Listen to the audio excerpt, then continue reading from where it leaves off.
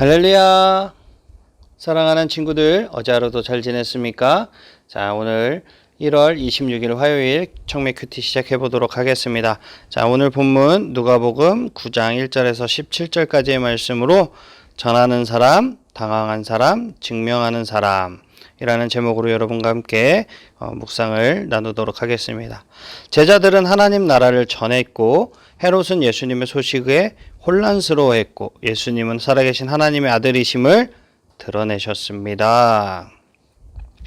자, 말씀 보도록 하겠습니다.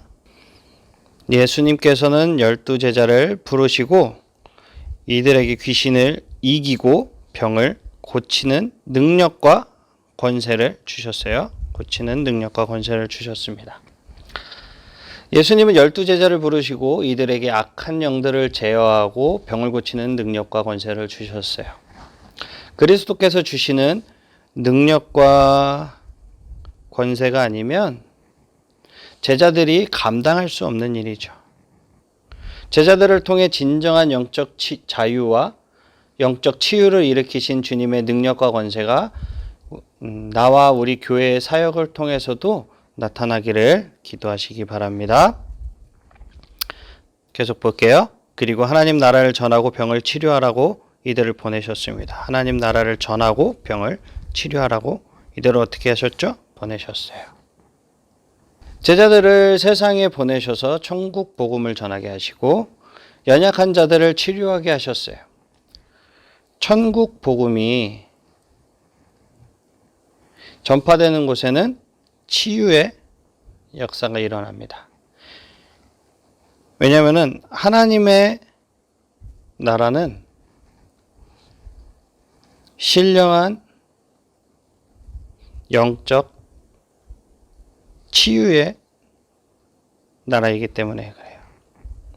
복음을 듣는 자는 육체적인 질병뿐만 아니라 죄로 말미암아 병든 그 영혼까지 온전히 고침을 받을 수 있는 거예요.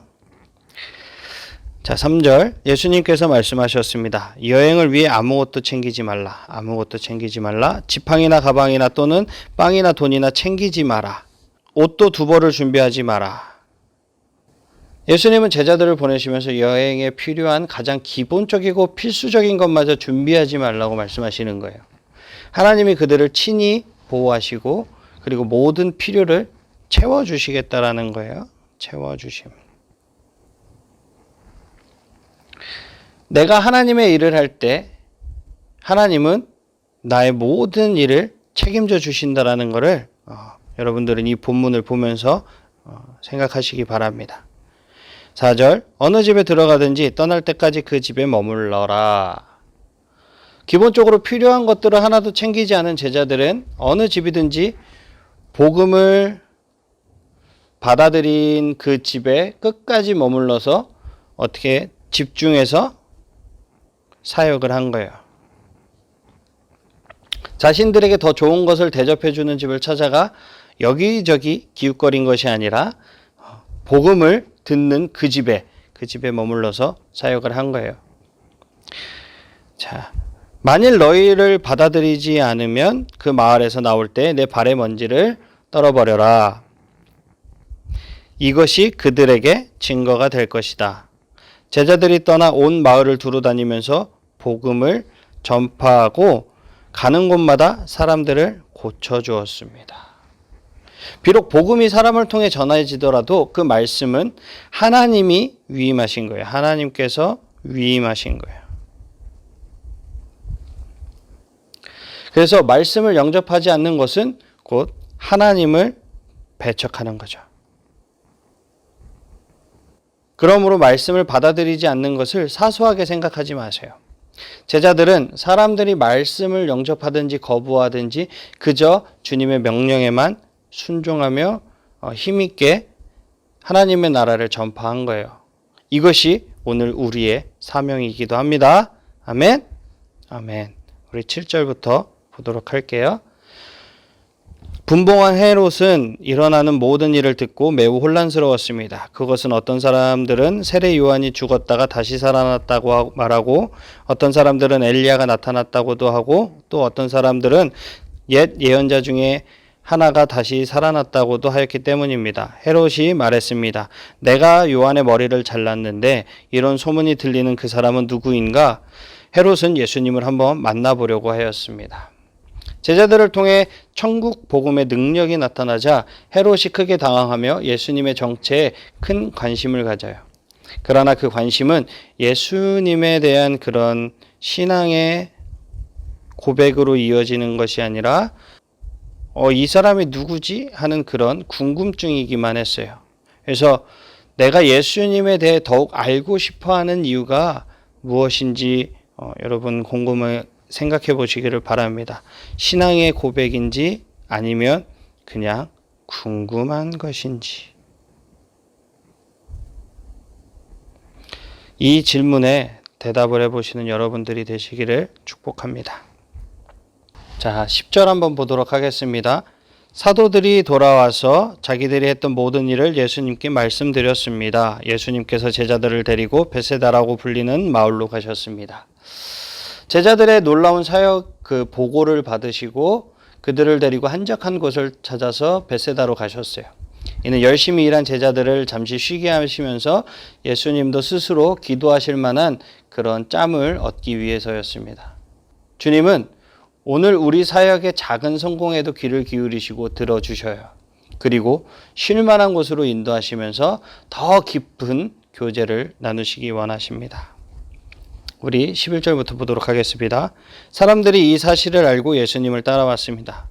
예수님께서 이들을 반기시며 하나님 나라에 대해 말씀하셨습니다. 또한 치료받아야 할 사람들을 치료해 주셨습니다. 예수님이 어디로 가시든지 다 알고 사람들이 무리들이 따라오자 그들의 그 간절한 필요를 채워주십니다. 예수님은 항상 필요를 채워주셔요. 그리고 주님은 제자들과 별도의 계획이 있었지만 자신의 계획에 얽매이지 않고 하나님의 목적에 매이신 것입니다. 모처럼 계획한 특별한 일정이 방해를 받을 때 여러분 짜증내지 마세요. 어쩌면 그 방해를 일으키는 사람들이 지금 내가 사역해야 할 대상일 수도 있습니다. 우리 12절부터 날이 저물기 시작할 때 12 제자들이 예수님께 와서 말했습니다. 우리가 있는 곳은 빈들이니까 사람들을 보내십시오. 그래서 근처 마을과 농가로 가서 잠잘 곳을 찾고 먹을 것을 얻게 하십시오. 예수님께서 제자들에게 말씀하셨습니다. 너희가 사람들에게 먹을 것을 주어라. 제자들이 대답했습니다. 우리에겐 단지 5개의 빵과 생선 2마리밖에 없습니다. 가서 이 모든 사람들을 위해 음식을 사지 않으면 안 되겠습니다. 사람들은 남자들의 수만 약 5,000명 정도였습니다. 예수님께서 제자들에게 사람들을 50명씩 무리지어 앉게 하라 하고 말씀하셨습니다. 제자들은 예수님의 말씀대로 사람들을 앉게 하였습니다. 예수님께서 빵 5개와 생선 2마리를 들고 하늘을 우러러보며 감사기도 하셨습니다. 그런 후에 제자들에게 떼어주며 사람들 앞에 내놓도록 하셨습니다. 사람들이 모두 먹고 배가 불렀습니다. 또한 남겨진 조각들을 모으니 12바구니에 가득 찼습니다. 우리가 많이 아는 거죠. 오병이어의 기적이죠. 5개의 빵과 2마리의 물고기. 그러니까 제자들은 날이 저물고 먹을 것이 없자 이곳은 빈들이니 사람들을 보내자고 말하는 거예요. 먹을 것을 주라는 주님의 말씀에도 우리에게는 오병이어밖에 없다면서 절망의 근거를 제시합니다. 절망의 근거. 빈들을 푸른 초장으로 바꾸시는 주님을 바라보지 못한기 때문이에요.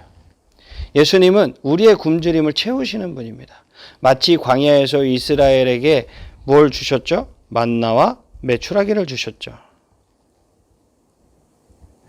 이런 먹을 것을 구할 수 없는 빈들에서 5,000명을 위한 먹을 거와 고기를 주어서 배불리 먹게 하신 거예요. 이것은 예수님이 곧 생명의 양식을 주시는 메시아이심을 보여주는 겁니다. 생명의 양식. 그래서 우리 큐티책들 중에도 그런 게 있죠. 생명 양식이라고. 그러니까 예수님은 단순히 우리의 육체적인 굶주림을 면하게 하시는 뿐만 아니라 다른 무엇으로도 채울 수 없는 심령의 굶주림을 채우실 수 있는 분이심을 계시해 주신 거예요. 허무와 공허함으로 날마다 그 심령이 메말라가는 이 시대에 우리의 유일한 생명의 양식이신 예수님을 바라보시기를 축복합니다. 십자가에서 죽으심으로 죄사함의 은혜를 베푸신 주님만이 우리의 영적인 갈증을 해소해 주실 수 있어요. 지금 내게 있는 아무리 작은 것이라도 제자들처럼 계산을 먼저 하지 말고 주님처럼 축사하는 믿음을 가지시길 바랍니다. 주님께서 이 만족을 여러분들에게 주실 줄 믿습니다. 아멘. 아멘. 오늘도 적용하기를 통해서 예수님은 어떤 분이시고 우리에게 주시는 교훈이 무엇인지 묵상하는 여러분들이 되시기를 축복합니다. 아멘. 우리 남은 시간도 주님과 함께 승리하시는 그런 여러분들이 되시기를 축복합니다. 우리 내일 이 시간에 다시 만나요. 안녕.